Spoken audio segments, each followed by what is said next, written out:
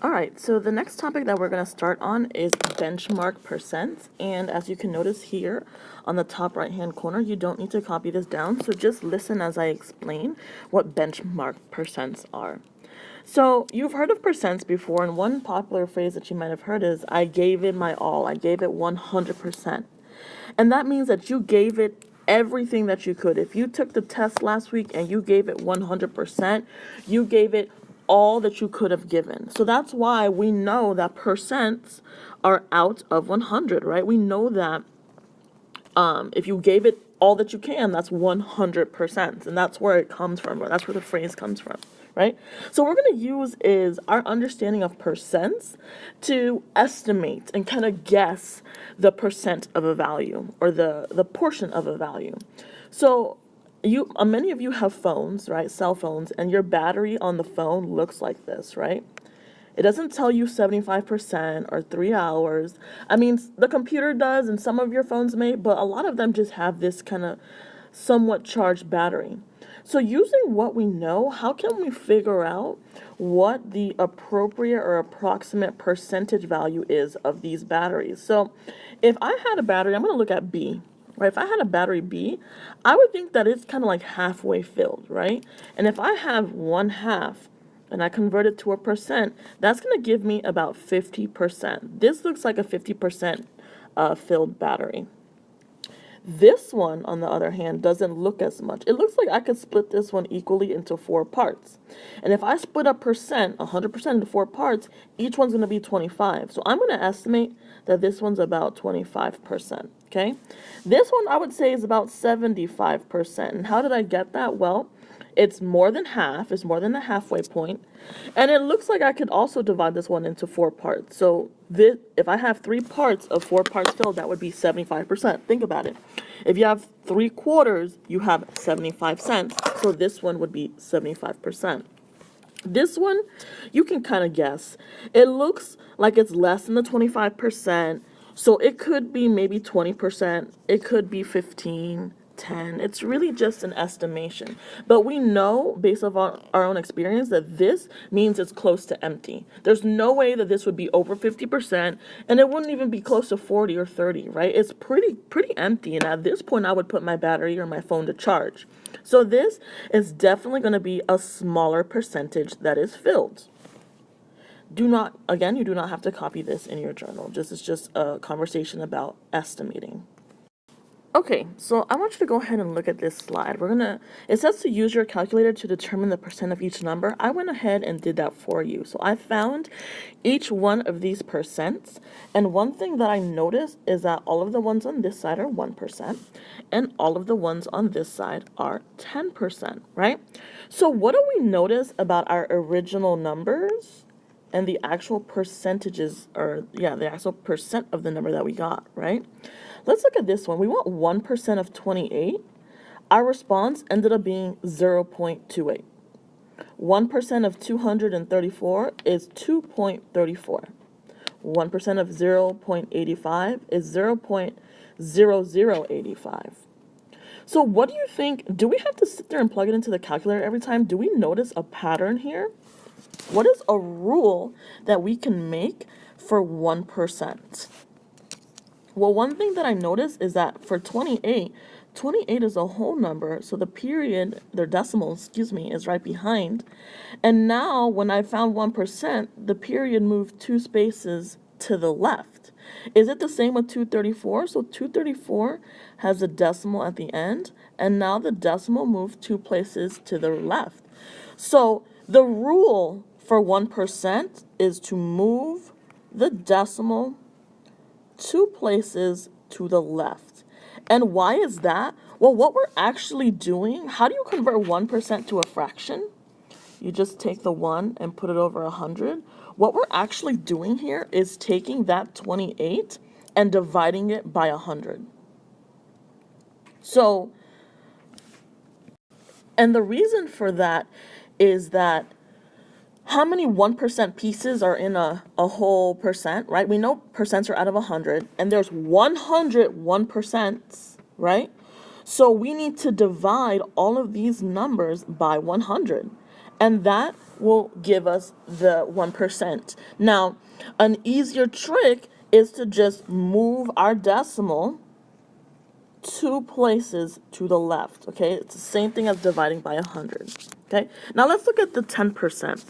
I originally had 28, and my decimal was at the end of 28, and now it moved 1 spot in to 2.8. I had 234, decimal is at the end, and now it moved 1 spot in.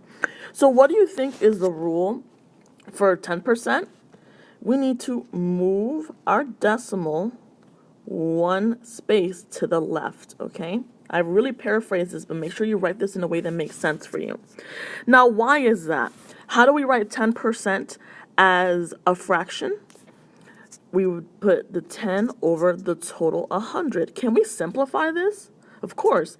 We can simplify this by 1 over 10. How would I do that? Because I divide my numerator and my denominator by 10.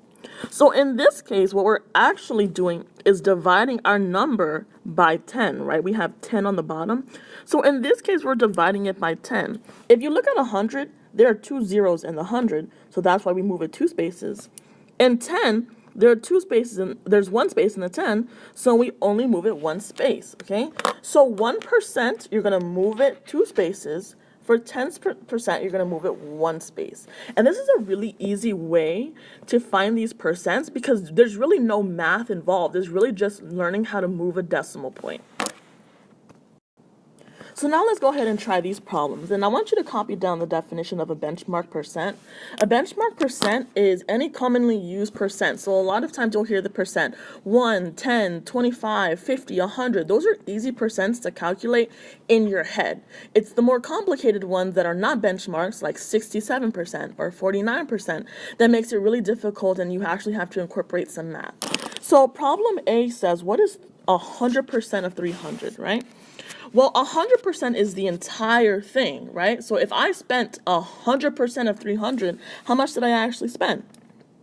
All of it. I spent all $300. So that is 100%, the entire thing of 300. Using our tricks, let's go ahead and do B.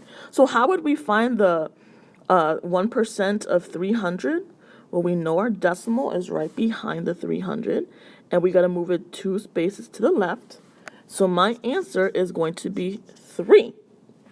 I'm going to skip down over here to E. Now we want to find 10% of 300. Well, my decimal's at the end of 300, and with 10%, I just move it 1 spot. So my new answer is going to be 30, okay? Now here's the tricky part. The question is, how do we find 50%? What is 50%? Think of a dollar, right? What is 50% of a dollar? 50 cents, right? Half of it. If we split it in half, that would give us 50% of a dollar. So what we could do to the 300 is divide it into 2. Think of it, 50% over 100, that's how you convert this percent to a fraction, is the same thing as 1 over 2.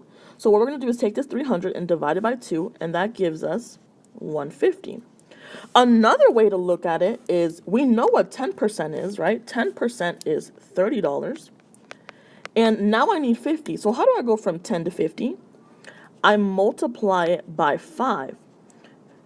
30 times 5 will give me 150. So that's another way to do it. You can take the, you know that 50% is 1/2, so you can get half of 30. Or you can look at your benchmark percent of 10 and multiply it by 5, because 10 times 5 is 50. So then 30 times 5 will give us that dollar amount. Now let's do the same thing with 5%. 5% is kind of tricky to divide, right? But we know what 1% is, right? 1% is $3. And if I have 1%, how do I go to 5? I got to multiply by 5. So I'm going to do 3 times 5, because 1% times 5 gives me 5, and 3 times 5 will give me $15, okay? Last but not least is 25%. Now, 25%, there are 2 ways to do it. If I had $1 and I were to split it up into 25-cent pieces, how many times would I have to split it up? 4, right? Because in $1 there's 4 quarters. So I could take 300 25 over 100, same thing as 1/4. I could take 300 and divide it by 4, and that would give me 75, right? Another thing that I could do, though, is I could look at the 5%. 5 times what will give me 25? 5 times 5. So I can take whatever the 5% is, which is 15, multiply it by 5, and I get the same amount of 75. This is very confusing and tricky, so if you have questions, please be sure to stop the video at this point and ask your iPrep facilitator for additional help. So here's just another quick way for you to understand how to find percent. I like to use the fraction strips, and one of them is always going to be my percent, and the other one's going to be whatever else I'm measuring. So here I'm measuring $300, I'll say, and then I need to know 25, 50, 75, and 100. How can I break up 100% so I get all of those? Well, I can break it up into 4 pieces, right? And this one would be 25%. This one would give me another 25, another 25, and another 25 for a total of 100, right? Well, whatever I do to the top, I also have to do to the bottom. So if I split up the top by 4, I'm going to split up 300 by 4. And that'll give me 75, 75, 75, and 75. So the question is, what is 25%? Well, I'm only going to look at the 25% box. So that's this box right here. 25% is the same thing as $75. So I'm going to say that 25% is the same thing as $75. What about 50? So we got to add up these two 25% to get 50. So we got to do the same thing to the 75. So 75 plus 75 will give us 150. Okay, next one is 75%. Well, we got to add up the first 3 boxes because 25 plus 25 plus 25 gives us 75. So $75 plus $75 plus $75 will give us 225. And the last one, we don't really need to use the fraction strips because you should know that 100% is the entire amount, but you can also confirm it with the fraction strip. If we added all of these together, we would get $300. So I want you to answer this reflection question on the right-hand side of your journal. It says, Akuro eats at an Eat and Talk restaurant and decides to leave a 15% tip. Akuro says, I can easily calculate 10% of any number and then calculate half of that, which is equal to 5%. I can then add those 2% values together and get a sum of 15. Do you think his method is reasonable? Reasonable meaning, do you think it makes sense? If so, how much should she leave for a tip of 15% on $16? So I want you to answer this question in complete sentences and then solve it on the right side of your journal.